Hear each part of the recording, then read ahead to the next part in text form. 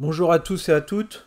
Très courte vidéo, enfin je vais essayer de faire court parce que on est le 25 décembre, il est tard, j'ai peu dormi. Mais pour ceux qui ne le savent pas, je voulais parler un petit peu du Light View. Ce n'est en réalité pas qu'un simple menu où la voiture lance une séquence en faisant ses clignotements et en faisant sa petite animation. Même si j'avoue, cette petite démo, elle en a étonné plus d'un dans mon entourage. Mais en réalité, Tesla a aussi fourni tout ce qu'il fallait pour créer nos propres animations. Imaginez donc toutes les centaines de vidéos qui vont inonder Internet de Tesla, rassemblées ou pas, formant des chorales.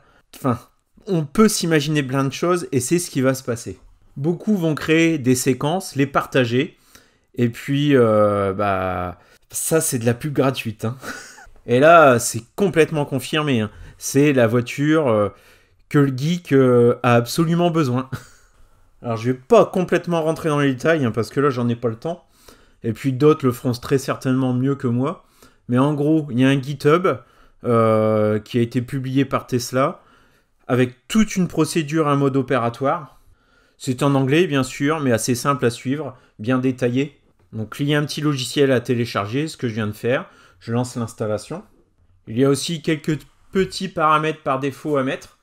Un autre fichier qui va être je sais pas trop comment appeler ça, le descripteur de ce qu'il y a sur une Tesla. Donc là, il se base sur la Model S. Il nous donne aussi des schémas avec des numéros sur les phares, hein, pour pouvoir vous repérer. Donc le but, hein, c'est de créer une nouvelle séquence avec une nouvelle musique. Voilà. Et puis ça, vous pouvez être certain que de nombreux internautes vont se les partager entre eux. Et j'ai bien peur que ça devienne viral assez rapidement. Bon, la mise à jour est sortie le 24. Vous doutez bien, hein, j'ai passé Noël en famille. Je n'ai absolument pas eu le temps d'y regarder. Mais j'ai déjà trouvé une séquence qui était publiée par un autre youtubeur. Donc je l'ai mis sur ma clé USB. Donc il faut une clé USB vierge. Il ne faut pas avoir de dossier de dashcam dessus. Perso, j'ai simplement formaté en FAT32. J'ai simplement déposé le fichier, le dossier Lightshow à la racine de la clé. Ce dossier-là comporte deux fichiers, lightshow.fsec et puis lightshow.mp3. C'est finalement le résultat de sortie que vous allez avoir grâce au logiciel que je vous ai présenté là en arrière-plan. Voilà, le logiciel X-Lite. Assez incroyable quand même tout ça. Je ne pensais pas qu'un jour un constructeur automobile nous donnerait la possibilité, c'était même pas imaginable, hein, de pouvoir séquencer les ouvertures de fenêtres, de chaque feu, de chaque LED de la voiture, et de s'amuser avec. Assez dingue. Je vous mets tous les liens en description de la vidéo. Également la vidéo où j'ai trouvé ce fichier, hein. Puis je vous fais voir le résultat. Donc c'est un début de séquence, il n'y a pas la musique au complet, hein. Je vous rappelle que c'est sorti hier, hein. Donc moi-même, hein, bon, je pense j'essayerai de m'amuser un petit peu avec si j'en trouve le temps.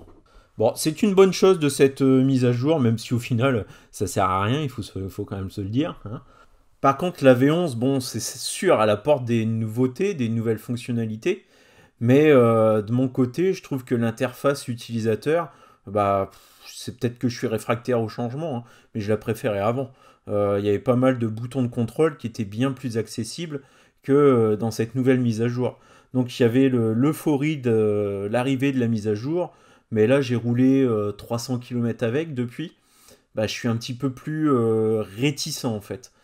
Surtout que j'aimerais bien voir mes kilométrages, mes consommations, etc. vraiment en avant-plan, pardon, plutôt qu'en arrière-plan, en allant être obligé d'aller dans un menu.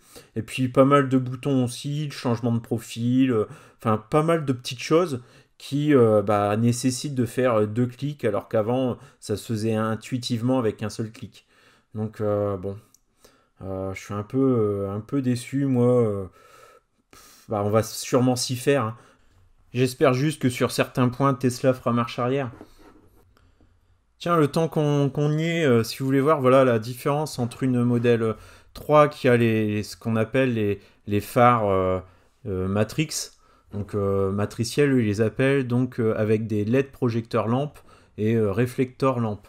Donc là, vous avez le petit schéma là, de la différence entre les deux modèles. Hein. Donc ce qu'il faut savoir, c'est qu'à l'emplacement du numéro 1, vous pouvez voir là en violet, sur les feux à projecteur LED, ça se forme une sorte de petit globe, ça fait un rond en fait. Voilà. Alors que de l'autre côté, enfin sur les anciennes modèle 3, il n'y a pas ce petit globe. Ces feux matriciels, on les retrouve sur, a priori, toutes les modèles 2021. Voilà. Bon allez, je vous laisse la petite séquence là que je viens de filmer. Hein. Donc c'est pas moi qui ai créé hein, cette séquence. Je l'ai simplement téléchargé, mis sur une clé USB et puis joué avec la voiture. Voilà, c'est tout.